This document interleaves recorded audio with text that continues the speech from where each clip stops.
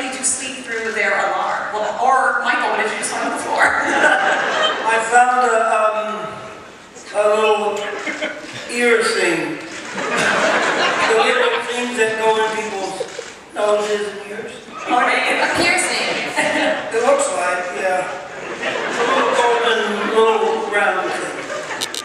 How much money for you to put it on right now? We are at a convention, you know, I'll give almost anything for money.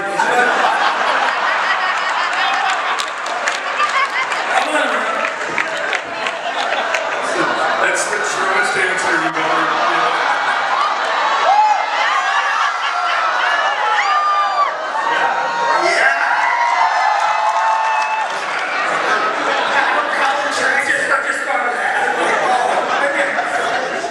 I'll auction it off.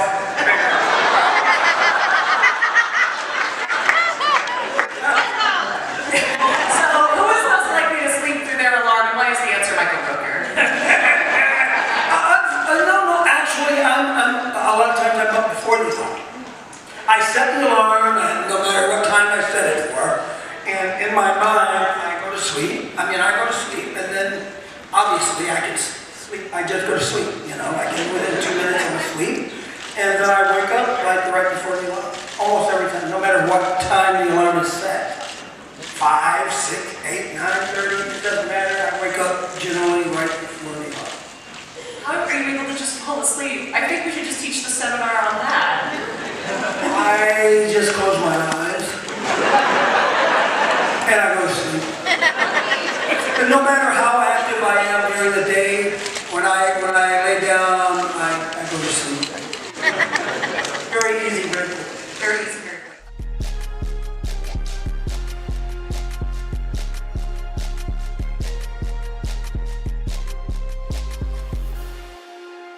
Pick up those words.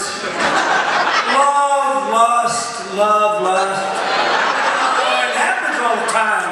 If you would like to shout out your lust for Michael throughout the panel, we all welcome it, I think.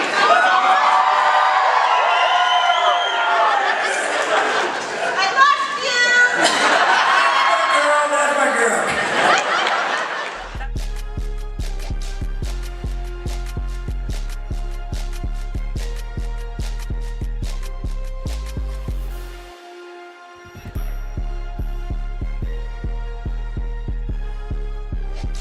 Being curious, I think, educate yourself by watching movies from all around the world and not just the US.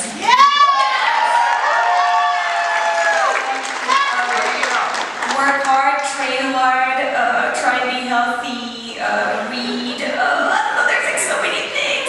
And you can create also by yourself with your phone, I don't know, write your own things and play with friends, and I don't know, there's like so many ways to be creative and to keep creating in your own way, you know, there's like not like one particular way to follow, you know, so, so yeah. I would say that it's not about you, you know, that like it's, that your work needs to be about connecting to other people and about understanding how people behave and telling stories about that, and that your ego most of the time only gets in the way of being able to tell those stories. Michael. You know, this is a very common question, and I know there's a lot of ways of answering it, but I try to keep it as simple as possible, you know, and advice, I try not to give advice to people, so I try to keep that as simple as possible as well. Just remember everything you put on your phone and put on the internet does no longer belongs to you. All right? It no longer belongs to you. You're not going to get paid for it. So why waste your time? You know, you gotta, your work is your work, and so you got to make sure that when you get a job, and you will get jobs, make sure you get paid.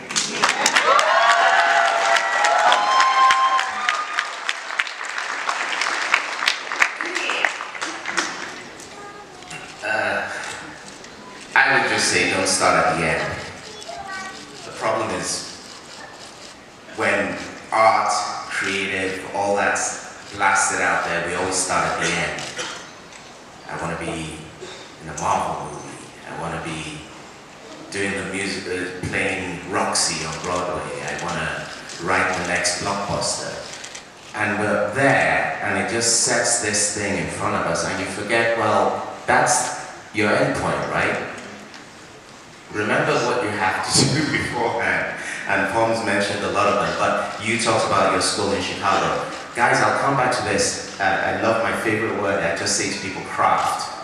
Craft is rigorous, craft is often boring, craft is repetitive. The French word for rehearsal is répétition, repeat, repeat, repeat. And just work at it. There's no point setting up these things if there isn't a step-to-step thing you do for yourself. And honestly, and Sean mentioned it, I remember for the first time a few years ago, I was doing Othello here in Chicago in the park, and I got a chance to sit behind the desk trying to find cast the Desdemona and Emilia, and I can tell you that this is specifically more for the actors out there. Every actor that came in to audition for those roles was brilliant, but they couldn't all get the role. So it's really important what Sean said is that there is only so much you can do. Your responsibility is to come in there and have someone behind that desk say, that person was brilliant. Your responsibility isn't for them to say, you got the job, right? So give yourselves a break and remember craft, work. All right, that's it.